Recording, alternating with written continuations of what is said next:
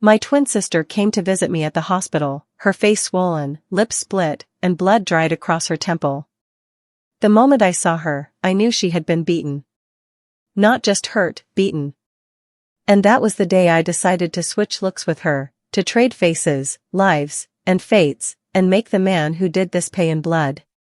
My name is Nia, and my sister's name is Lisa. We share the same face, two reflections of one soul. When she stands in front of a mirror, it's like I'm staring back. People say we're identical as two drops of water, but our destinies were as far apart as heaven and hell. Lisa was calm, tender, and endlessly patient. I was the one made of lightning, quick to feel, quicker to strike. The doctors at Crestwood State Hospital called it impulse control disorder. They said I couldn't regulate my emotions. They were wrong. I could, until someone hurt my sister. When I'm happy, I shake with it. When I'm angry, my blood turns to fire. When I was 16, I broke a boy's arm with a chair. He had Lisa by the hair, dragging her toward a dark alley while she screamed. I don't remember thinking, only the sound of bone cracking and the crowd's horrified gasps. They didn't see a sister defending her twin, they saw a monster. And that was the day my parents locked me away inside Crestwood. 10 years passed. 10 years in a white room barely larger than a closet, iron bars on the window, walls that smelled of bleach and loneliness. I read every book I could find. I did push-ups until my knuckles split and bled. My muscles hardened, my patience sharpened. 10 years forged me into something the world wasn't ready for. Then one gray morning, the door creaked open. A nurse said, "Visitor for you." I looked up, and froze. Lisa. But she wasn't the Lisa I remembered. Her hair was tangled and sticky with blood near the scalp. Her blouse was buttoned to the throat though the heat outside was brutal. She set a small basket of bruised oranges on the table and tried to smile, but her eyes were hollow, her hands trembling. "Hey, sis," she whispered. "Lisa," I asked softly, "what happened to you?" She gave a nervous laugh. "I fell off my bike." I stared at her, at my own face, bruised and broken. "You fell," I repeated, "and bled from one eye?" When I caught her wrist, she gasped, "Nia, you're hurting me." I rolled up her sleeve, and froze again. Her arms were a map of pain, yellow bruises fading into fresh purple ones, swollen knuckles, long red marks shaped like lashes. My heartbeat roared in my ears. I whispered one name, Darius. Lisa crumpled to the floor, clutching my legs. "Nia, help me. He hits me. His mother hits me. Even his sister. They hit Sky too, my little girl." I went still. "They hit Sky?" Lisa nodded, shaking so hard her tears splattered on my shoes. "She's only 3. Something inside me cracked open. I knelt beside her, staring at the identical face that mirrored mine, same eyes, same lips, same blood. Only the pain was different. I touched her cheek gently and said, "Stop crying. Tell me everything." And in that cold, white room smelling of disinfectant and blood, I made my choice. If the world couldn't tell us apart, then it was time they learned what happens when we switch looks. Lisa sat on the edge of my narrow hospital bed, her trembling hands wrapped around a cup of water that rippled with every sob. Her eyes were swollen, her lips cracked, and every word that left her mouth felt like a confession carved in pain. What she told me next didn't just break my heart, it buried it alive. At first, she whispered, "It wasn't like this. When we married, he was kind. He said he'd protect me. But after the wedding..." Her voice faded. She stared at the floor. "Darius started gambling. He lost everything, our savings, our rent money, even the money for food." She took a shaky breath. "The first time he hit me, he said it was my fault. That I brought him bad luck. I believed him. I actually believed him, Nia." I clenched my fists until my nails drew blood from my palms, but I said nothing. She needed to speak. She needed to bleed it out. When he lost again, he hit me harder. When he won, he still hit me, said I didn't pray hard enough for him to win more. Her voice cracked, and I could hear the tiny gasp that followed every word. And then his mother moved in. I lifted my eyes slowly. Mrs. B? Lisa nodded, and her whole body shook. That woman treats me like trash. If I cook, she says it's too salty. If I clean, she says I missed a spot. She throws food at me, dumps the pot on the floor, and laughs. Lisa pressed her hands to her face, her shoulders trembling. She makes me hand wash all their clothes, even her daughter's underwear. Every single day. And if I say I'm tired, she slaps me. My throat tightened. What about her daughter? Trina, she said softly. She's worse. She moved back home after her divorce and treats me like a servant. Her little boy, Julian, he's 5. He bullies Sky every day. He steals her toys, pushes her, spits in her food. Lisa's eyes filled again. When I try to stop him, Trina screams at me. She says, "Who do you think you are to yell at my son? Your daughter doesn't even have a father." And then she encourages him to hit Sky. She began to cry again, quietly this time. And Darius, he just watches. He says I should have given him a son. He says girls are useless. I could feel my pulse pounding in my ears. My jaw ached from how hard I was clenching it. I forced my voice to stay calm, but it came out like smoke through fire. What happened yesterday, Lisa? Her lips trembled. He came home drunk, she whispered. He'd lost all his money again. Sky was crying because Julian had pulled her hair. Darius yelled at her to stop. When she didn't, he slapped her across the face. The world around me blurred. I could hear my heartbeat echo through the walls. He hit Sky? Lisa nodded, sobbing now. When I tried to protect her, he grabbed me by the hair, dragged me to the bathroom, and smashed my head against the sink. I thought I was going to die. His mother and sister held me down while he hit me. For a moment, I couldn't breathe. 10 years of quiet, 10 years of self-control, gone in a single heartbeat. I stood up slowly, feeling the blood rise in my chest. Lisa looked up, frightened. Nia, what are you going to do? I stared at her, at the face that mirrored mine, so gentle, so broken, so tired. I walked to the small mirror on the wall. Our reflections stood side by side, one bleeding, one burning. We look exactly the same, I whispered. Lisa frowned. What are you talking about? I turned to her. You didn't come here for a visit, I said quietly. You came here to switch places. Her eyes widened.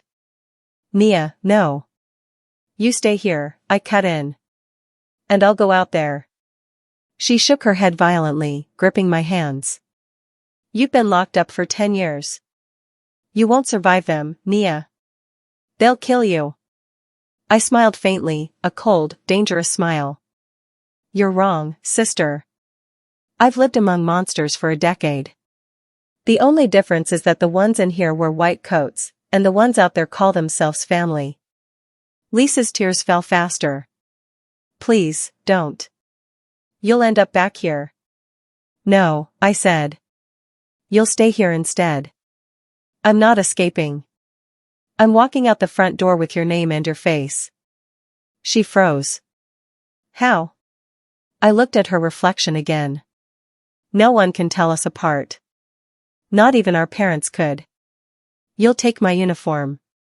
I'll wear your clothes. You'll be Nia. I'll be Lisa. The clock on the wall ticked loudly, each second sounding like a countdown to war. Do you trust me? I asked. Lisa hesitated, then nodded weakly. I do. I stepped closer, my voice dropping to a whisper. Then listen to me carefully. From today, you rest. You eat. You heal. And I'll make every single one of them pay. The bell rang, end of visiting hour. Lisa looked terrified. I took her hands, squeezing them tight.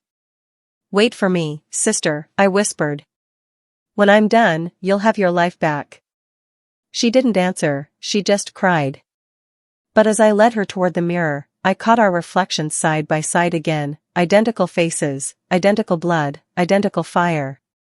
That was the last time anyone saw the real Nia behind those walls. Because the woman who walked out that day wearing Lisa's bruised clothes was not her sister anymore. The bell rang again, echoing through the long white corridor like a warning. Visiting time was over. Lisa stood trembling in front of me, her lips pale, her eyes wide with fear. "Nia, please don't do this," she whispered. "If they find out, they'll send you back here forever." I stepped closer and gently wiped a tear from her cheek. "If they find out," I said calmly, "they'll have to catch me first." The nurse's voice carried from the hall.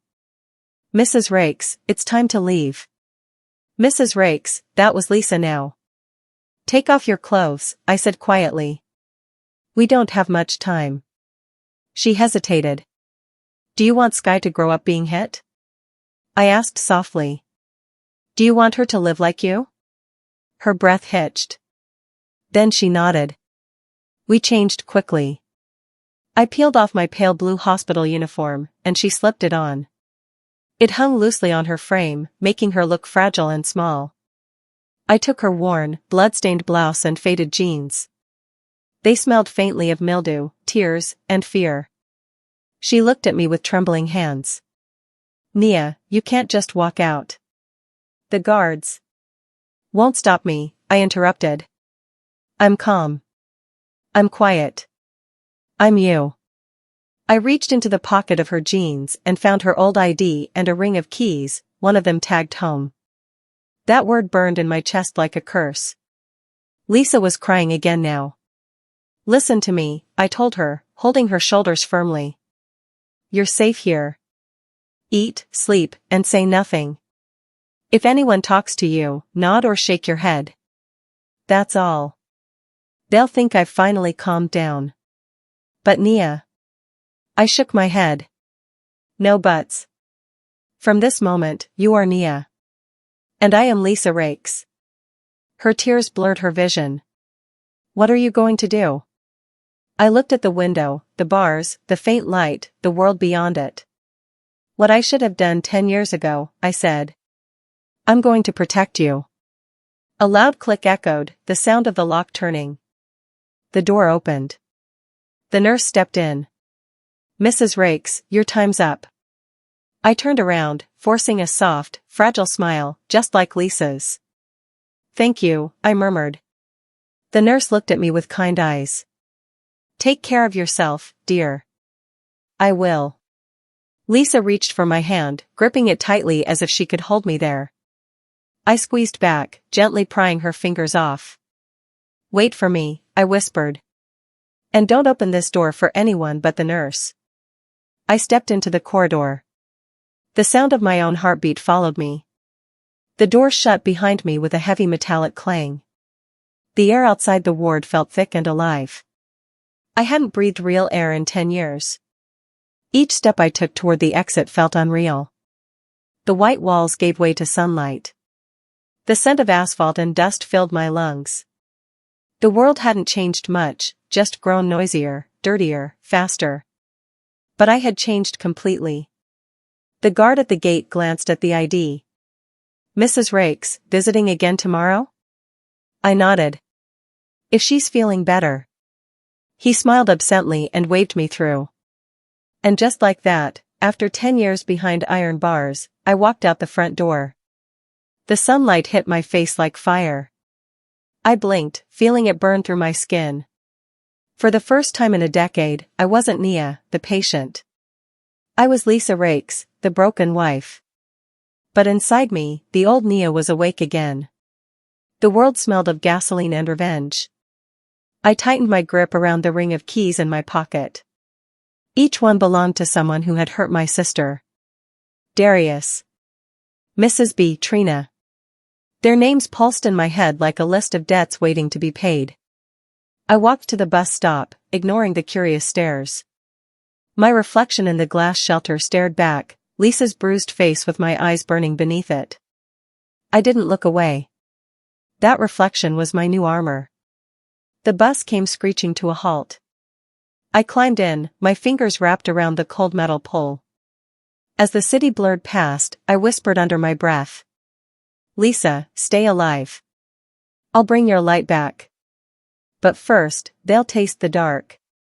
The bus jolted down cracked city roads, its engine growling like a tired beast. The windows rattled, and the air smelled of exhaust and sweat, but to me, it smelled like freedom. 10 years of hospital air could never prepare me for the chaos of life outside. People shouted into their phones, music blared from car windows, and children ran barefoot along the sidewalks. I pressed my forehead against the glass, watching the world blur by. Every face, every sound, every vibration, it all felt strange, almost unreal. Lisa had described the route many times in her letters. I remembered every turn. When the bus stopped near the East Side Market, I got off and began walking. The deeper I went, the narrower the roads became. The buildings leaned over each other like tired secrets, the paint peeling from their walls. A sour stench of damp air and rot filled the alleys. And then I saw it, the house. It sat at the end of a dark lane, a single-story structure half swallowed by shadows. The iron gate was rusted and crooked, the paint long gone. This was where my sister had lived. This was where she had bled. I slipped the key into the lock, and the gate groaned open. The hinges screamed like they were alive. I stood still for a moment, breathing in the smell, stale cooking oil, mold, and something worse, the heavy scent of cruelty. The front door creaked as I stepped inside.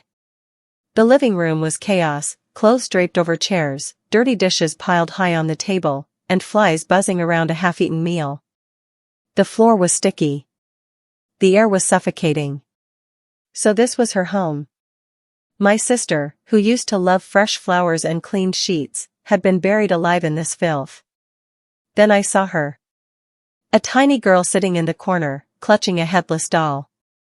Her dark curls were tangled, her face pale. She was so thin it looked like the air might lift her. Sky, I whispered. She looked up, startled. Her big brown eyes widened in fear. She didn't move toward me, she pressed herself tighter against the wall, clutching the doll as if it could protect her. My heart cracked. She was afraid of her own mother's face. What had they done to her? Hey, sweetheart, I said softly, crouching down. It's Mommy. She didn't answer. She just stared, trembling. A harsh voice cut through the silence. So the useless wife crawled back, huh? I turned. A short, heavy woman waddled out from the hallway, her skin ashen, her hair tied up carelessly. She wore bright floral pajamas and a twisted sneer. Mrs. B. Where have you been all day? She barked. Off gossiping again? Or maybe visiting that crazy sister of yours? She spat on the floor, right by my feet. I didn't move. I didn't even blink. I just stared at her. Slowly. Quietly. It must have unsettled her, because for a brief second, she stopped. What are you staring at? She snapped. Lost your tongue? Her voice was dripping with mockery. Behind her, another voice chimed in. Mom, don't waste your time on her. She's too stupid to talk. A woman appeared from the doorway, tall, heavy-set, her hair dyed a harsh shade of blonde. Trina. Her 5-year-old son trailed behind her, smirking as he spotted Sky. Hey, he shouted. Give me that doll. He ran up, yanked it from her hands, and threw it against the wall.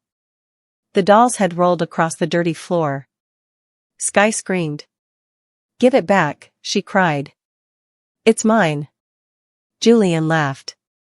Who plays with trash? He shoved her hard, and she fell. Mrs. B and Trina laughed. That's my boy, Trina said proudly. Men should be strong. The laughter echoed in my head. I felt something snap inside me. I walked forward slowly, the sound of my footsteps steady on the sticky floor. Julian raised his foot, ready to kick Sky again. And then my hand shot out and caught his ankle midair. The room went silent. The boy froze. Let go of me, he shouted. You're hurting me. I didn't move. I didn't speak. I just looked at him, my eyes cold, my grip firm. Trina rushed toward me. Lisa, have you lost your mind? Let go of my son. Mrs. B snatched a feather duster from the table, waving it in the air. You crazy woman. You dare touch him? I'll beat you to death. Their voices overlapped, shrieks, curses, and insults, but I didn't hear any of it.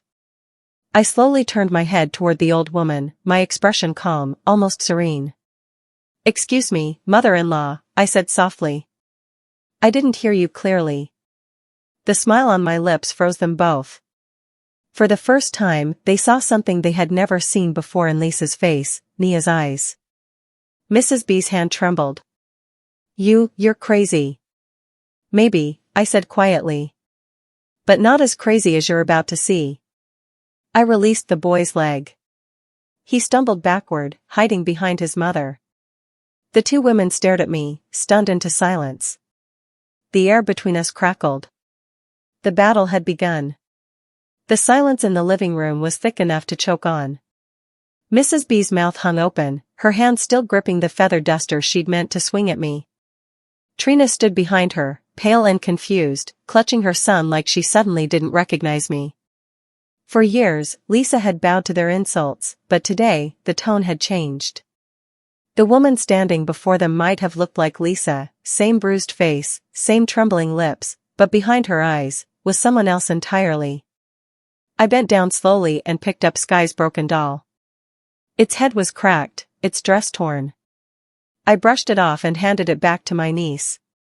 Here, I whispered, kneeling. Don't let anyone take what's yours again. Not ever. Sky nodded weakly, her tiny fingers trembling as she held the doll close. Then I straightened up. The air in the house felt heavy. I could sense their confusion, how something about me didn't fit the Lisa they used to mock. Mrs. B tried to regain control. You think one little outburst will change anything here? You forget whose roof you live under. Her voice was high-pitched, full of forced confidence. Under your roof, I said quietly, but not under your foot. Her jaw dropped. What did you just say? You heard me. I turned toward the kitchen sink, the one filled with dirty plates and half-eaten food. I picked up a pot, sniffed it, and winced. You serve food like this to your own family? Trina laughed, sharp and bitter. Oh, now you care about hygiene? Don't act brand new, Lisa. You're still the same good-for-nothing housewife you've always been. I turned and looked her dead in the eye. No, I said softly. Not anymore. Something in my tone must have scared her, because for the first time, she didn't have a comeback.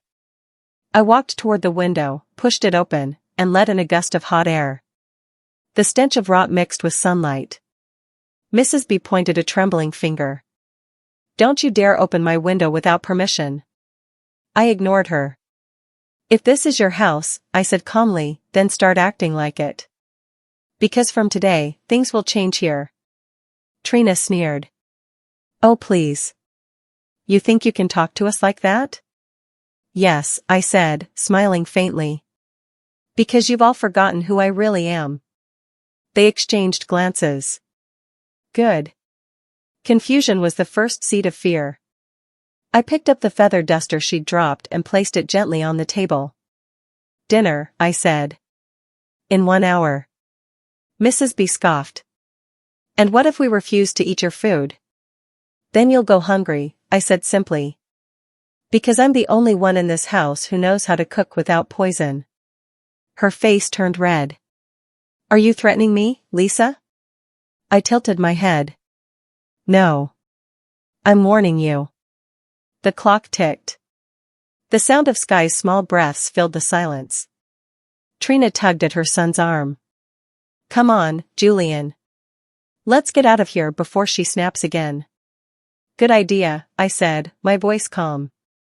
I'd hate for anyone to see what happens when I really lose control. They both paused, their footsteps frozen midair.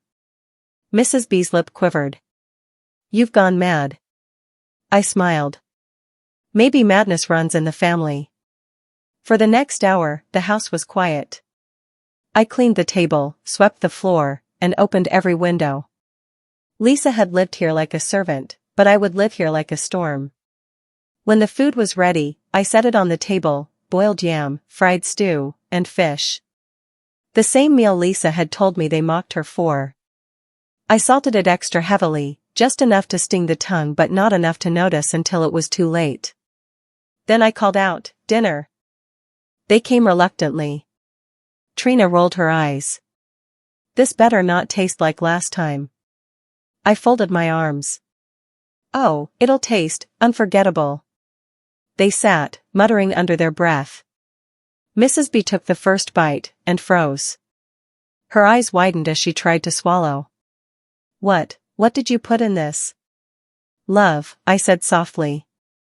"Lots of love." The stew burned like pepper and salt fighting for dominance.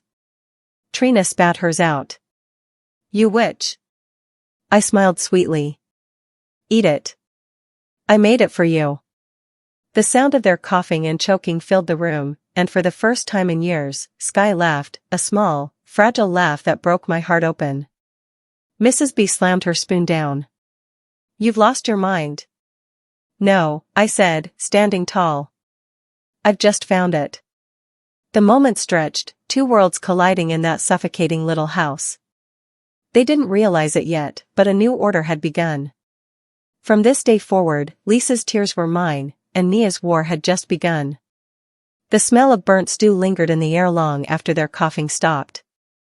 Mrs. B and Trina glared at me with watery eyes, fanning their mouths, muttering curses under their breath. Skye sat quietly at the corner of the table, watching me, half afraid, half amazed. For the first time, her small eyes didn't carry defeat. They carried curiosity. Trina pushed her plate away. "This food is disgusting." Mrs. B slammed her spoon down. "You did this on purpose." I smiled faintly. "I just followed your recipes." Their expressions tightened. They weren't used to sarcasm coming from Lisa's lips. "You think this is funny?" Mrs. B shouted. "No," I said calmly. "But it's satisfying." The sound of chairs scraping the floor echoed through the cramped dining room. Mrs. B rose, her shadow stretching across the wall. "You will make another meal right now. And this time, you'll do it properly." I tilted my head. "No." Her face went pale. "What did you just say to me?" I said no, I repeated. "If you don't like it, cook it yourself." The air froze. Even the clock seemed to stop ticking. Trina's voice shook with fury. "You ungrateful witch." I stepped closer, the floor creaking under my feet. "I spent 10 years locked away in a place where they told me what to eat, what to wear, what to think. I'm done taking orders." Trina blinked. "What are you talking about?" I leaned in slightly. "Nothing you'd understand." Mrs. B's cheeks quivered with rage. "So this is how you repay us? You dare speak to your elders like that?" I smiled. "Respect is earned, not screamed." She raised her hand, ready to slap me. I didn't flinch. I just looked at her, steady, cold, unblinking. For the first time, she hesitated. Her hand hung midair, trembling. "Go ahead," I whispered. "Hit me." The words rolled off my tongue like a dare. She didn't. She couldn't. She lowered her hand slowly, muttering, "You've gone insane." I smiled wider. "Maybe." Trina snorted. "If Darius were here, he'd put you in your place." I met her gaze. "Tell him to hurry home." "I'd love to see him try." Their eyes widened. They didn't recognize this version of Lisa, the one who didn't cry, didn't beg, didn't shrink away. Mrs. B tried to recover her control. "You've clearly lost your mind, Lisa. Maybe I'll call the pastor." "You need deliverance." "Call whoever you want," I said. "But if anyone steps into this house to pray for me, make sure you have enough food for them too, because I won't lift a finger." she gasped, clutching her chest. Ungrateful witch. After all we've done for you? All you've done, I corrected, is teach me what power feels like when it's abused. I just learned how to take it back. The table fell silent again. Outside, thunder rumbled faintly, as if the sky itself was listening. I turned to Sky. Go to your room, sweetheart. She looked uncertain. Mommy, are they mad? I smiled softly. No, baby. They're just surprised. She nodded and ran off, clutching her doll. The door closed, leaving only the three of us. Mrs. B folded her arms. You'll regret this, Lisa. When Darius gets home, he'll teach you a lesson you'll never forget. I walked to the sink, rinsed my hands, and turned back to her. I'm counting on it. She frowned. What's that supposed to mean? I wiped my wet hands slowly on a towel. It means tell your son dinner's waiting. And tell him this, his wife isn't the same woman he left this morning. Her jaw dropped. What are you planning? I stepped closer, close enough to smell the sour perfume on her skin. Justice, I whispered. A different kind of justice. Mrs. B's hand trembled as she backed away. You're scaring me. Good, I said softly. Now you know how Lisa felt. Lightning flashed through the window, illuminating the room. For a split second, their faces looked ghostly, caught between fear and disbelief. I turned off the light, letting the dim storm glow fill the space. My voice came out low and steady. Tomorrow, things will be different here. The shouting stops. The hitting stops. And if it doesn't, someone will bleed. Mrs. B gasped. You wouldn't dare. I cut her off. Try me. The thunder outside crashed like applause. I walked to my room, closing the door gently behind me. Inside, I pressed my hand against the wall, breathing hard. For the first time in 10 years, I felt alive. In the darkness, I whispered to myself. This is only the beginning. The clock struck 11:37 p.m. Thunder rolled through the distance, rumbling like an approaching train. The house was dark, except for a single light flickering in the kitchen. I sat there at the table, calm, waiting. Every second that passed tightened the air. The storm outside matched the one brewing in my chest. For hours, I'd listened to the dripping faucet, the ticking clock, and the faint snoring of the two witches in the next room. Mrs. B and Trina had gone to bed furious, whispering threats, promising to set me straight when Darius got home. Good. Let them rest. They would need their energy. The front gate creaked open. Then, footsteps. Heavy, uneven, dragging. A key turned in the lock. The door burst open, and Darius Rake stumbled in, reeking of cheap gin and arrogance. He was taller than I expected, broad-shouldered, the kind of man who thought size meant power. His shirt was half unbuttoned, his belt loose, his tie hanging like a noose. When he saw me sitting at the table, his lip curled. What's this? My wife suddenly learned to wait up, he slurred, tossing his jacket onto the floor. I didn't move. You're late. He laughed. Late? Since when do you tell me when to come home? He staggered toward the sink, grabbed a cup, and filled it with water. Half of it spilled on the floor. He drank, then turned to face me. You cook? I nodded toward the covered dishes on the table. Fish stew. Yam. Still warm. He grinned. Maybe you're learning your place again. He reached for the food, but I placed my hand gently on the lid.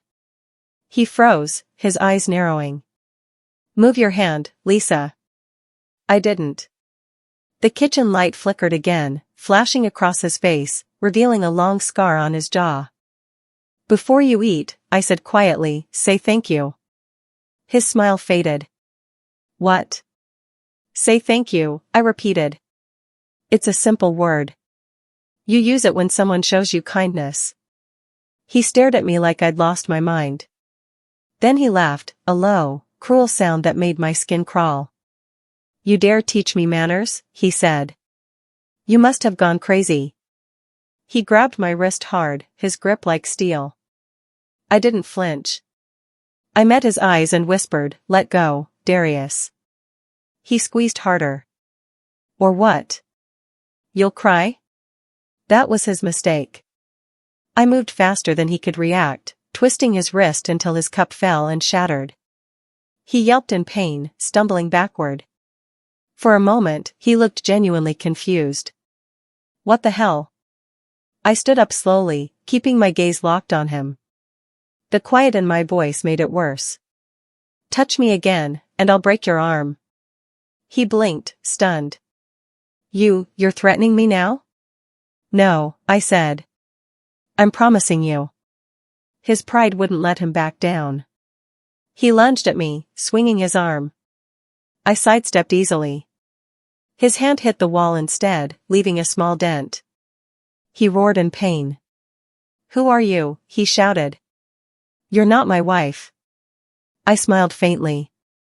You're right. Your wife is resting. He froze, panting. The fear in his eyes was small but visible. What's that supposed to mean? I took a step closer. It means the days of you playing God in this house are over. He laughed nervously, trying to mask the shake in his hands. You think you can scare me? You're still the same pathetic woman who begged me for mercy. I moved closer until we were nose to nose. Then why are you shaking? I whispered. He stepped back, his eyes darting toward the bedroom. Mother! Trina, he called out, his voice cracking slightly. No one answered. The storm outside drowned out his cries. I told them not to wake up, I said softly. They needed sleep. His eyes widened. You're insane. Maybe, I said. But tonight, you'll learn what it's like to fear someone smaller than you. He grabbed a bottle from the counter, pointing it at me like a weapon. Stay back, he yelled. I tilted my head. You'll throw it? Go on. He hesitated. His hand shook. The bottle slipped and shattered on the floor, splashing his own shoes. I took another step forward, voice low, steady.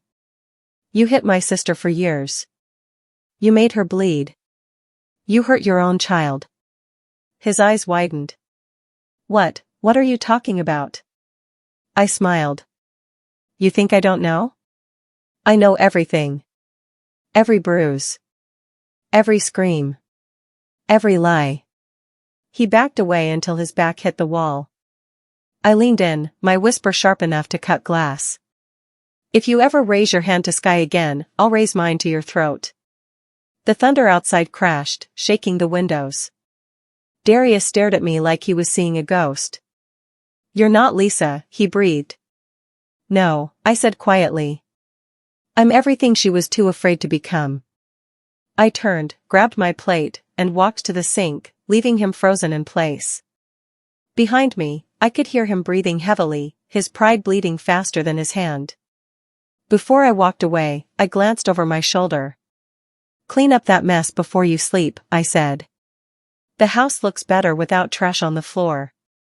Then I disappeared into the hallway, leaving him alone in the flickering light. He didn't know it yet, but that night, the hunter had just met his prey. The house slept in uneasy silence. Outside, the rain had stopped, but thunder still whispered somewhere beyond the clouds. I stood in the kitchen, barefoot, my reflection faintly visible in the window. The light above me flickered, swinging on its wire like a heartbeat. Behind me, on the table, sat a pot of boiling water, steam curling upward like white ghosts. The smell of soap and iron filled the air. Tonight wasn't about violence. It was about control. And for the first time, it was mine. I heard him before I saw him, Darius stumbling down the hallway, muttering to himself, his footsteps unsteady. He appeared in the doorway, his eyes bloodshot, his shirt half-tucked, still smelling of alcohol and bruised pride. What are you doing up? He growled. It's past midnight. I didn't answer. He noticed the pot. You making tea now? For who? I turned slowly, my face calm. For you. He frowned. For me? Yes, I said. You've been working so hard, on your temper, on your fists. You deserve something special. He stared at me suspiciously. You trying to poison me?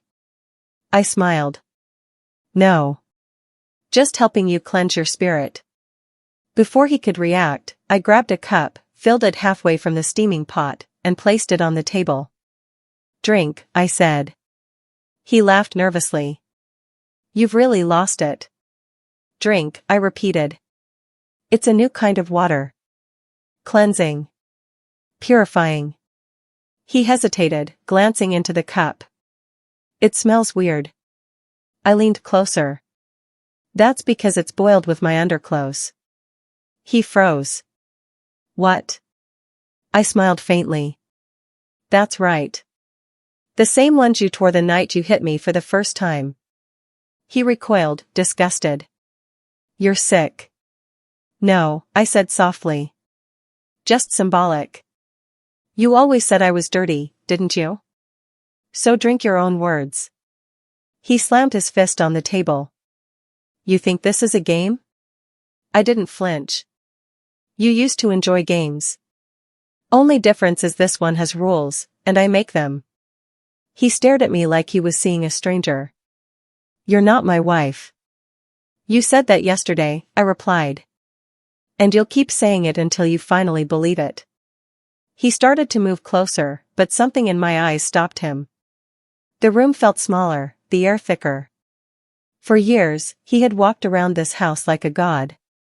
Now he was just a man, sweating, shaking, cornered. Sit down, I ordered. He hesitated. Sit, I repeated, and for the first time, he obeyed. I placed the cup in front of him. The steam rose between us like a wall. Drink it, I whispered. He stared at me, trembling. You're crazy. Then we finally have something in common. He tried to stand again, but I slammed the ladle down on the table with a sharp clang. Drink it. He picked up the cup, his hand shaking. He raised it halfway, grimacing. You wouldn't. I would, I said. You hit a woman. You hit a child. This is mercy. He froze. Our eyes locked across the table. Then, he drank. He gagged, coughed, and spat into the sink. You're insane, he shouted, wiping his mouth. You're going to regret this. I leaned forward. I regret nothing. You regret being alive right now. He lunged toward me, but I was faster. I grabbed the ladle, swinging it against his chest, not hard, but enough to make him stumble. He slipped, crashing into the table, knocking the cup to the floor. The sound of shattering porcelain echoed through the kitchen like gunfire. Mrs. B's voice shouted from down the hall. What's going on in there? Trina's voice followed. Darius. Are you all right? I stepped over the broken cup and looked down at him. His lip was bleeding, his eyes wild. Next time, I said quietly, I won't use water. I turned toward the doorway. Mrs. B appeared, hair in rollers, face shiny with sweat. What did you do to my son? I smiled sweetly. Teaching him to drink what he serves. She gasped. You monster. No, I said. You made me. Darius tried to stand, but I pressed a foot on the broken glass between us. Clean this up, I said. You don't want Sky stepping on it. His mother screamed. Get out of this house. I laughed softly. Whose house? The one paid for by the woman you beat? The one built on her tears? No, Mrs. B. From tonight, this house belongs to her. Trina's shadow appeared behind her mother, her eyes wide. Lisa, you're scaring us. Good, I whispered. Now you know what fear tastes like. I walked past them, my footsteps echoing down the dark hall. Behind me, I heard Mrs. B wail and Darius curse under his breath. But no one followed. No one dared. In my room, I closed the door, leaning against it. The night air pressed through the cracked window, cool and damp. I could hear the storm returning in the distance. My hands trembled, not from fear, but from release. For 10 years, I'd been silent. Tonight, my silence had finally spoken. I whispered into the darkness. One bruise for every tear, Darius. And I've only just begun. Morning came wrapped in heavy silence. The storm had passed, but the air felt heavier than before, like the walls were holding their breath. I stood by the window, watching pale sunlight crawl across the filthy curtains. The smell of dampness lingered in every corner. Down the hallway, I could hear Darius whispering urgently on the phone. His voice was low, tense, trembling, not from guilt, but from fear. "She's gone mad, officer," he hissed. "My wife's been acting strange, violent, unstable. She attacked me last night." A pause. Then his tone shifted into fake innocence. "Yes, I have the marks to prove it. Please, come quickly." I smiled faintly. Of course he'd call the police. Men like Darius never fight their battles head-on. They hide behind uniforms, rules, and lies. When he hung up, he turned around, and froze when he saw me standing in the doorway. "Who were you talking to?" I asked quietly. He tried to sound brave. "You'll find out soon enough." "Good," I said. "Then they can take a real look at this house." He frowned. "What's that supposed to mean?" I didn't answer. I just walked past him into the living room, opening all the curtains. Light poured in, illuminating the mess they'd been living in for years, the rotting food, broken furniture, and stains that no one had cleaned. Let the world see what kind of home Lisa Rakes had been trapped in. Mrs. B came out in her wrapper, clutching a Bible. "So it's true, you really called the police on your own wife? On this witch?" Darius shouted. "Yes." I didn't look at him. "Make sure you smile when they get here," I said softly. "They like polite abusers." Minutes later, a loud knock rattled the front door. 3 sharp bangs. "Police. Open up." Mrs. B gasped. "Oh Lord, save us." I walked calmly to the door and opened it. 2 uniformed officers stepped in, a tall man with sharp eyes and a younger woman with a notepad. "Morning, ma'am," the older one said.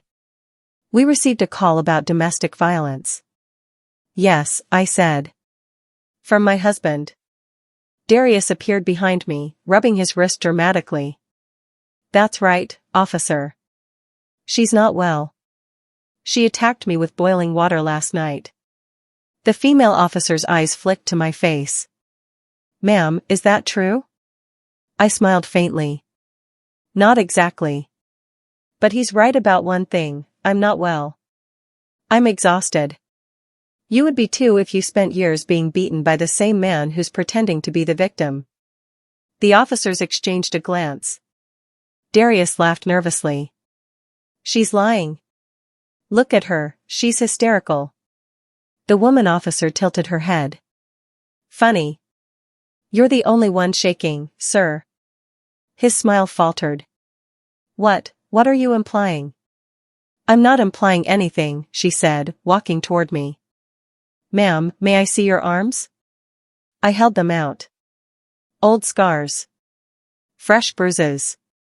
Evidence that spoke louder than I ever could. Mrs. B gasped quietly, her hand flying to her mouth. Trina stood frozen by the hallway. "Good God," the male officer muttered. "Those look weeks old." I nodded. "And they're all his." Darius's voice rose. "She's framing me. You don't know her. She's dangerous." The officer turned to him sharply. "Sir, calm down. We'll ask the questions." I stepped aside. "Would you like to look around? I'm sure you'll find proof everywhere, holes in the wall, broken dishes, bloodstains." The female officer's eyes scanned the house, her face hardening. "Who else lives here?" "His mother, his sister, and our daughter." When she looked at Sky, small, pale, clutching a cracked doll, her expression softened. "Sweetheart," she said gently, "are you okay?" Sky looked up at me, then at her father. "Daddy hit Mommy." Then Mommy cried. The room went still. Darius went pale. "She's lying. Kids say anything." The female officer turned to him, her voice sharp. "Sir, put your hands where I can see them." "Wait, what?" "Now." He raised his hands slowly. Mrs. B stepped forward.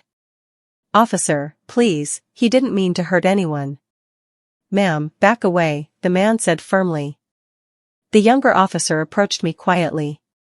"Would you like to file a statement?" I nodded. "Yes. And I have something else." I reached into the drawer by the TV stand and pulled out a small memory card. Lisa had told me once that she'd tried to record him before, but never dared show anyone. I'd found her hidden phone under the mattress last night, cracked but still working. "Play this," I said. The officer inserted it into his portable player. And there it was, Darius's voice. Shouting. Slapping sounds. Lisa crying. Mrs. B screaming in the background, "You deserve it, useless woman." The officers' faces hardened. Darius leaned forward. "That's fake. You edited that." The male officer grabbed him, twisting his arm. "Enough." Mrs. B began to cry. "She's destroying our family." I looked at her coldly. "I'm saving what's left of mine." They led Darius toward the door, his curses echoing down the hall. "Lisa. You'll pay for this. You hear me? You'll regret it." I followed him to the doorway. "I already did," I said softly. "For 10 years. The door slammed. Silence. Mrs. B stared at me, her face drained of color. "You don't know what you've done," she hissed. I walked toward her, stopping just close enough for her to smell the iron in my breath. "Oh, I know," I whispered. "I've just begun." The day after Darius's arrest, the house was quiet, but not peaceful. Silence has a sound of its own, and this one hissed like a snake waiting in the dark. Mrs. B moved around the kitchen like a ghost, her wrapper dragging behind her. Every clatter of a dish felt like a threat. Trina sat on the couch, chewing her fingernails, her son asleep on her lap. I could feel their eyes following me everywhere I went. For the first time, they didn't shout. They didn't insult. They just whispered. I could hear them late into the night. When they thought I was asleep, their voices slithered through the walls. "She's possessed," Trina whispered. "She's not my daughter-in-law," Mrs. B hissed back. "The devil's living inside her." "We need to fix this before Darius comes back," Trina said. "If she's still here when he's released, we'll lose everything." Lose everything. Those were the only words they truly feared. Not justice. Not guilt. Only loss. I stayed quiet, listening. Patience is the sharpest knife. By morning, Mrs. B had made up her mind. She cooked breakfast for the first time in weeks, boiled plantain and pepper sauce. "Eat," she said sweetly, placing a plate in front of me. "We should be at peace now. No more fighting." I looked at her. The smell of the food was strong, too strong. And she was smiling. Mrs. B never smiled. "Peace?" I asked softly. She nodded. "Yes, dear. You've proven your point. Darius will face his punishment. Let's not bring more shame to the family." "Family?" I repeated. "Is that what we are?" Her smile didn't waver. "Of course. You're my daughter now." "Then eat first," I said. Her eyes flickered. "I'm not hungry." "Neither am I." The silence that followed was heavy. Trina glanced at her mother, then at me, her expression nervous. Mrs. B forced a laugh. "You've changed, Lisa. You've become paranoid." "Paranoia keeps me alive," I said, standing. I took the plate, walked to the sink, and poured everything down the drain. The red sauce spiraled through the pipe like blood swirling in water. Mrs. B's voice sharpened. "You think I'd poison you?" "I don't think," I said, turning to face her. "I know." Her eyes flashed. "You little witch." Trina grabbed her arm quickly. "Mom. Calm down." But Mrs. B's voice had already cracked with rage. "You destroyed my son. You ruined this family. Do you know what you've done?" I stepped closer, my face inches from hers. "I gave your son exactly what he gave Lisa, fear." Her breath hitched. For the first time I saw it, real fear, in her eyes. That night, I didn't sleep. I stayed awake in the dark, listening. Whispers crept through the corridor again, quieter this time, but sharper. "Tomorrow," Trina said, "we'll mix it into her tea. When she faints, we'll call the hospital and tell them she's having another episode." Mrs. B's voice followed. "Yes. They'll take her away again. Back to that asylum where she belongs. And Sky? We'll send her to a boarding school far away. The girl won't even remember her mother." My pulse stayed steady, but my mind raced. So that was their plan. Drug me. Silence me. Erase me. Just like they did before. I smiled in the dark. They thought I didn't know. But they'd forgotten something important. I'd lived in a hospital for 10 years. I'd watched every trick, every injection, every sedative. I knew what poison peace looked like. At dawn, I heard footsteps outside my room. The floorboards creaked softly. I closed my eyes, pretending to sleep. The door opened. The faint smell of lemon tea filled the air. Mrs. B's voice came softly. "Lisa, wake up. I made you something to calm your nerves." I kept still, breathing slow, controlled. The mattress dipped as she set the tray beside me. Her voice shook slightly. "Drink it while it's hot." Her shadow lingered for a moment. Then the door clicked shut. I opened my eyes. Steam curled from the cup on the tray, golden brown, too clear, too sweet-smelling. I touched it lightly with my fingertip, then smiled. The surface shimmered with something oily. Poison. The coward's weapon. I poured it into a flower pot near the window and watched the soil hiss. The leaves wilted within seconds. Then I sat back on the bed, waiting. If they wanted to play games, I'd show them how the master plays. The moon hung low that night, pale and heavy, spilling light across the cracked ceiling like spilled milk. The house was silent, but it wasn't peaceful. It was the kind of silence that hides footsteps and whispers behind walls. I lay on my bed, eyes closed, breathing evenly. From outside the door, faint murmurs drifted in, Mrs. B and Trina whispering, the sound of glass clinking softly. They thought I was asleep. Perfect. The floor creaked once, then twice. A key turned quietly in the lock. The door opened just enough for a sliver of hallway light to fall across the room. Through my eyelashes, I saw them, Mrs. B holding a long cord, Trina carrying a small bottle and a folded cloth. "Be quiet," Mrs. B hissed. "If she wakes up, we'll never get her down." Trina's voice shook. "Mom, are you sure about this? Do you want to live with her or not? Tie her hands first." They tiptoed closer, the boards creaking under their weight. I didn't move. My breathing stayed steady, calm, rhythmic, the same way I used to trick the nurses during night checks at the hospital. The mattress dipped as Trina leaned over me. Her hand brushed my arm. "Now, Mother," she whispered. That was her last mistake. My eyes snapped open. I grabbed her wrist and twisted sharply. The bottle flew out of her hand and shattered on the floor, releasing a sharp chemical stench. Mrs. B screamed. "She's awake." I sat up slowly, my face calm, my voice low. "I've been awake all night." Trina yanked her hand back, whimpering. "We were just trying to help." "Help?" I said softly. By tying me up and drugging me?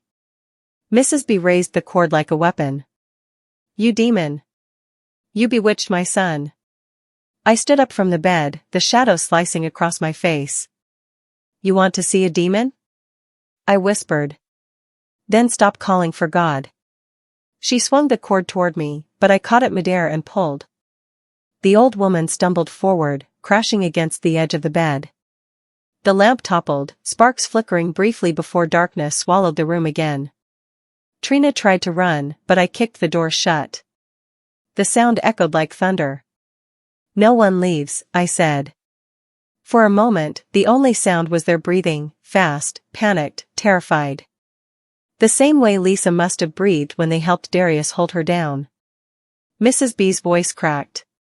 You'll pay for this. I already have, I said. Now it's your turn. I grabbed the fallen bottle, holding it up to the faint moonlight. The label was scratched, but I could still make out the words, sedative compound, caution. Trying to put me back to sleep? I asked quietly. Didn't work last time either. Trina backed into the corner. Please, don't hurt us. Hurt you? I said. No. I don't need to. Fear does the work for me. I walked toward her slowly, my bare feet silent on the floor. Her eyes darted everywhere, door, window, wall, but there was nowhere to go. Mrs. B tried to stand, clutching her chest, but I pushed her gently back down. Sit, I ordered. She froze. Her breathing came out in sharp, shallow bursts. You've spent years humiliating my sister, I said. Years calling her names, beating her, starving her. Tell me, Mrs. B, did you ever think it would come back to you? Her eyes flickered with defiance.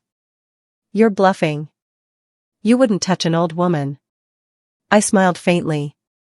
No, I wouldn't. But I don't have to. I turned toward the hallway and raised my voice. Sky, baby, come here for a moment. Trina gasped. Don't you dare bring her into this. Sky appeared at the doorway, rubbing her sleepy eyes, holding her doll. Yes, Mommy? I pointed toward the two women crouched in the corner. Sweetheart, remember what they told you when you cried? Sky nodded softly. They said good girls don't make noise. Do you believe that? I asked. She shook her head. No. Good, I said. Because tonight, we're done being quiet. Mrs. B's lip trembled. You're poisoning her mind. No, I said. You already did. I'm cleansing it. The old woman clutched her chest again. Trina burst into tears. Please, Nia, Lisa, whatever you are, stop. I stepped closer until my face was inches from hers. I'll stop when every hand that touched my sister trembles the way yours does now. She sobbed. You're insane. Maybe, I said softly. But I'm free. I opened the window, letting cold night air rush in. The curtain fluttered like wings. Clean up this room before dawn, I said. Every inch. Every stain. Every memory. Mrs. B whispered, or what? I turned to her slowly. Or I'll teach you what your son learned last night. Her face went white. The message was clear. I took Sky's hand and led her out of the room, closing the door gently behind us. Down the hallway, she looked up at me and whispered, Mommy, were you angry? I smiled faintly. Not angry, my love. Awake. As I tucked her into bed, thunder rumbled faintly again in the distance. For the first time, I felt the house breathe differently, shaken, but quiet. Tonight, they tried to make me sleep forever. Instead, I woke up the monster they created. The next morning, the house smelled of bleach and fear. Every surface gleamed as if it had been scrubbed by guilt itself. Mrs. B and Trina moved silently, their eyes hollow, their bodies exhausted from a sleepless night. They avoided me completely. No shouting. No sneering. Not even a whisper. Fear had finally replaced their pride. But I wasn't done. Fear was only the appetizer. Humiliation would be the meal. I sat in the living room, calmly braiding Sky's hair while the television hummed in the background. The news was reporting Darius's case, his mugshot flashing briefly across the screen. Local man charged with domestic assault and child endangerment. Mrs. B's eyes flicked toward it, then away, her lips trembling. "Turn that off," she muttered. I didn't. Instead, I turned the volume up. The reporter's voice filled the room. Neighbors claimed they often heard screaming from the Rake's household but were too afraid to interfere. Authorities have confirmed the presence of physical evidence matching the victim's injuries. Trina flinched. "Turn it off, please." I smiled faintly. "You didn't mind the noise when it was my sister screaming." She stood abruptly, nearly tripping over the carpet. "You're cruel." "No," I said softly. "I'm educational." She stormed toward her room. Mrs. B followed, muttering under her breath. I waited until they disappeared, then pulled my phone from my pocket and pressed record. For days, I'd been listening, watching, baiting. I knew they would try something desperate again. And all I had to do was be ready. By afternoon, the tension had reached its breaking point. Trina came out first, face pale, hair messy, holding her phone. "Mom wants to apologize," she said quietly. "She can't sleep. She wants peace." I raised a brow. "Peace again?" She nodded. "Please, come to the kitchen." I followed. Mrs. B was sitting at the table, hands clasped, a cup of tea steaming in front of her. Her eyes were red, her voice soft. "Lisa. I was wrong. About everything. Please forgive me." I studied her for a moment. Her tone was trembling, too perfect. Her tears glistened but didn't fall. And her right hand, it was shaking under the table. "What's that?" I asked. She flinched. "Nothing." I reached under, and pulled out her phone, still recording. The screen lit up, revealing an open message thread to Darius's contact. "Come now. We'll say she attacked us. Bring the police. She'll go back to the hospital." I smiled coldly. "Still playing the same game?" Mrs. B's voice cracked. It's not what it looks like." "It's exactly what it looks like," I said. "You've spent your life building lies. Today, I build the truth." I placed my phone on the table, still recording. "Go on. Tell me what the plan was." Trina stammered. We just wanted her gone." "You've changed, Lisa. You scare us." "You should be scared," I said quietly. "You created a world where cruelty feels normal. I'm just showing you how it feels from the other side." Mrs. B slammed her hand on the table. "We were protecting ourselves." "From what?" I snapped. "From accountability?" Her face twisted, fury breaking through her fake sorrow. "You think you've won?" she spat. "When Darius comes back, he'll take this house, he'll take your child, and you'll be back in chains where you belong." Perfect. The mask was gone. I picked up my phone and pressed send. A message went straight to Officer Adelique, the woman who handled Darius's arrest. I'd already warned her last night that something like this might happen. Recording sent, the screen confirmed. Minutes later, a knock thundered at the door. This time, they weren't expecting it. Trina's face went white. "Mom." Mrs. B froze. "No, it can't be them again." The same two officers stepped inside. The female officer's voice was firm. "We received another report. Seems you two were planning a false accusation?" Mrs. B stuttered. "That's a lie. She's manipulating everything." The officer lifted her phone. "We heard the entire conversation. You just confessed to it." Trina began to cry. "Please, we didn't mean to." "Save it," the officer said. "You've interfered with an ongoing domestic violence case. That's a serious offense." Mrs. B clutched the table. I'm old. You can't arrest me. The male officer stepped forward. You're under arrest for obstruction of justice and evidence tampering.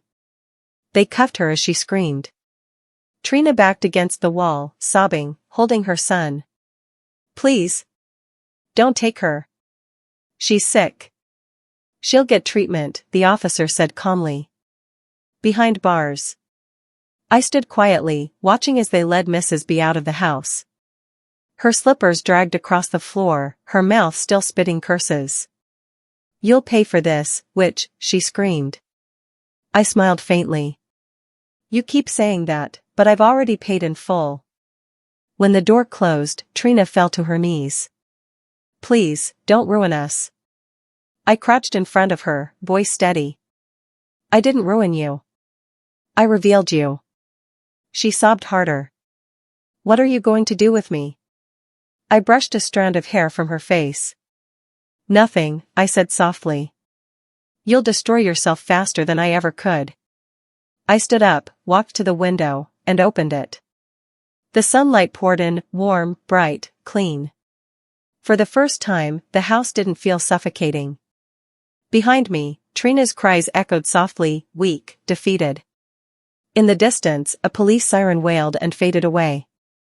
I took a deep breath. Justice doesn't always come with noise.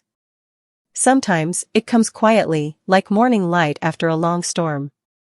The days that followed were quieter than I had ever imagined. No shouting. No slammed doors. No fear humming through the walls. Only the faint ticking of the clock and the soft sound of Sky's laughter echoing through the hallway. For the first time in years, the house smelled of soap and peace. The air wasn't thick with tension anymore, it felt alive, breathing again. I opened every window and let the sunlight flood in, washing away every shadow that once lived here. Mrs. B was gone, facing charges. Trina had moved out 2 days after the arrest, taking her son and her bitterness with her. Darius sat in a cell somewhere, waiting for a trial that would finally name him for what he was. And me? I was finally free to breathe again. But the truth was, I wasn't Lisa. And this freedom didn't belong to me. Every morning, I looked in the mirror and saw her reflection staring back, same face, same scars.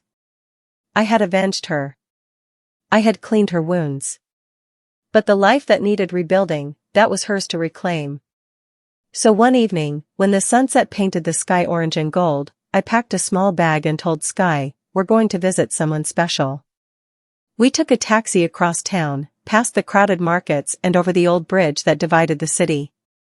The hospital stood just as I remembered it, tall, pale, and quiet, with a courtyard full of flowers. For 10 years, I'd looked at those gates from the inside. Now I stood before them from the outside, my heart beating like a drum in my chest. Inside, the nurse looked up in surprise. Mrs. Rakes? I smiled faintly. Yes. I'm here to see my sister.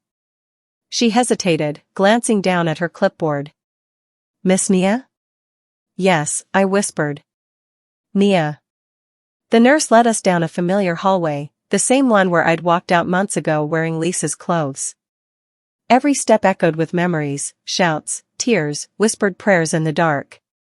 But today, it smelled like disinfectant and hope.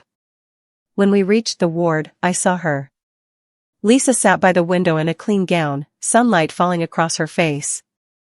Her hair had grown out a little, her cheeks fuller, her eyes softer. For the first time in years, she didn't look afraid. She turned slowly. When she saw me standing there, with Sky holding my hand, her eyes widened. For a long moment, neither of us spoke. Then she whispered, Nia? I nodded, tears rising before I could stop them. She stood, trembling. How did you survive out there? I smiled weakly. By pretending to be you. Her lips parted, but no words came out. I took a step closer. It's over, Lisa. He's gone. They're all gone. You're safe now. Her hand covered her mouth as she began to cry, softly at first, then harder, shaking from her shoulders down. I reached out, pulling her into my arms. We stayed that way for a long time, both of us crying, both of us silent. When she finally pulled back, she looked at Sky. The little girl smiled shyly and said, "Hi, Mommy." Lisa froze. Her lips trembled. "She called me." "She knows," I whispered. I told her the truth. Lisa knelt down, hugging her daughter tightly. "My baby, my little girl." Sky giggled, burying her face in her mother's gown. "You smell like flowers." Lisa laughed through her tears. "And you smell like sunshine." I turned away, blinking fast. For the first time in so long, I felt something inside me loosen, the weight lifting, the ache fading. Lisa stood, still holding Sky's hand.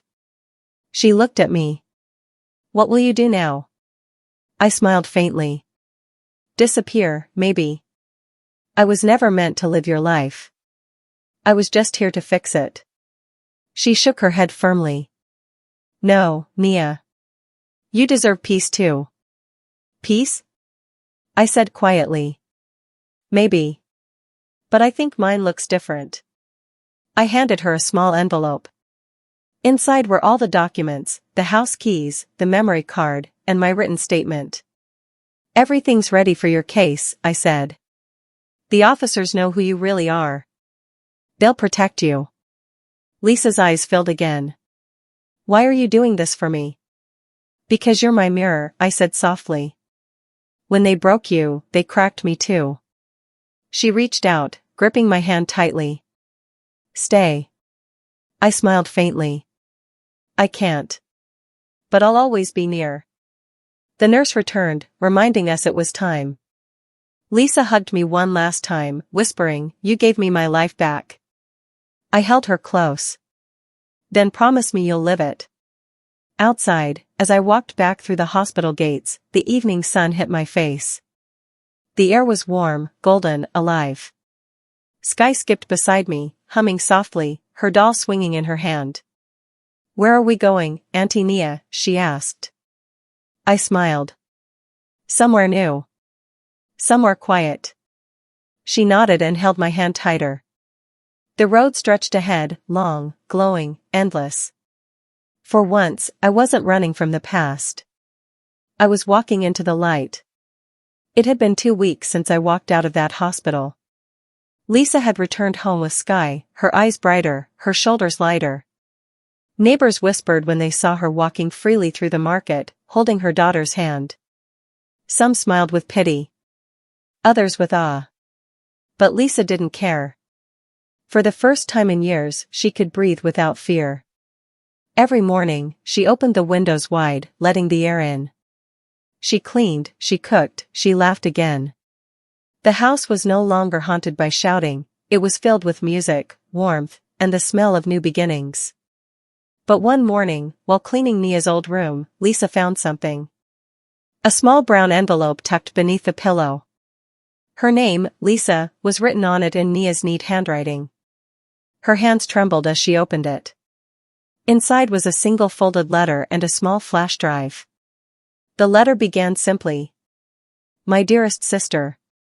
If you're reading this, it means you found peace. And I want that for you more than anything. But there's one truth you deserve to know, because love without truth is another kind of prison. The night Darius was arrested, I didn't just find your old recording. I found something else, something that would have kept him free if I hadn't changed it." There was no physical evidence left. The bruises had healed, the neighbors were silent, and the law was ready to let him walk. So I gave them proof. My own proof. The blood on the sink. The cut on my hand. The marks on my face that night, they weren't all his doing. Some of them were mine. I had to make the world believe what you endured, because I couldn't let your pain die quietly. I gave them the evidence you were too gentle to create. I gave them justice that would last. So, if someday you wonder why the officers said the case was undeniable, now you know. I didn't just fight for you. I became you. Live for both of us now. And if Sky ever asks who saved us, tell her the truth.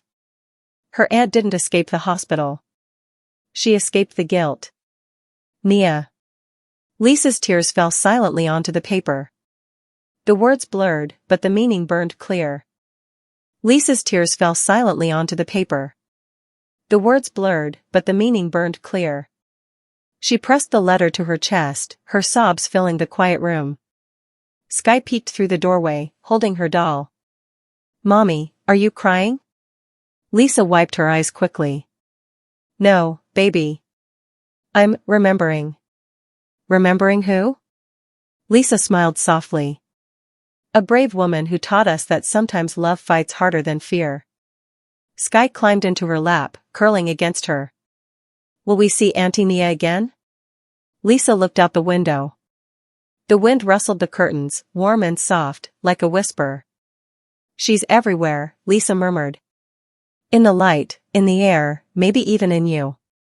Later that evening, after Sky had fallen asleep, Lisa plugged the flash drive into her old laptop. A video opened, a shaky clip recorded from Nia's hospital room. The camera showed Nia sitting by the window, the same day Lisa had visited her, her face calm but her eyes burning with purpose. Her voice filled the room, steady and unflinching. "If anything happens to me, let them know. This isn't madness. It's clarity. I'm not escaping justice. I'm delivering it." Lisa sat still for a long time, her hand pressed over her mouth. Then she smiled through her tears. She looked around the quiet room, the one that once held so much pain, and whispered, "Rest, Nia. You did it. You freed us." Outside, a gentle breeze passed through the open window. A faint sound, almost like laughter, floated through the night air. The curtains fluttered once, then stilled. And for the first time, the house slept peacefully.